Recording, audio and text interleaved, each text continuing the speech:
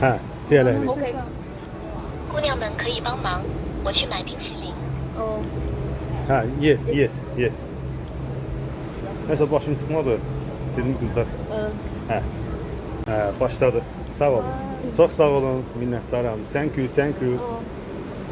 Baxıram ki, bu gəzdiyim yerin yanında buralarda. 左拐右拐， Baxıram ki, robotdan 一下 kofe, soğuk, 够用了。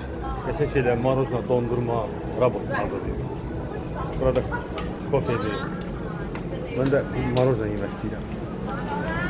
Baxaq görək nə tər alır.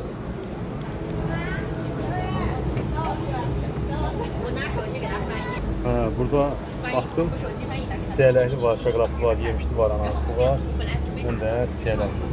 要， Biri ala bildik.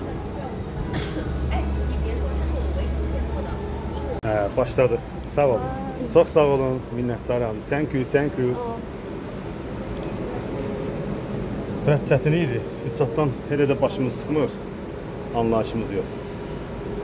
Bunun vasitəsindən nə istəyirik eləmək olur.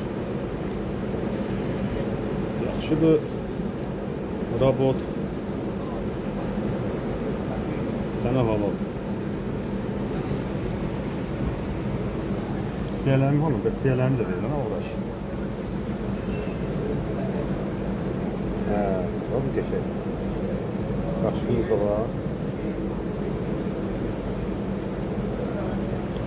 Həla. Bizim bundan 12 yuan təxminən arası 2 manat 50 gəlir. 请享用。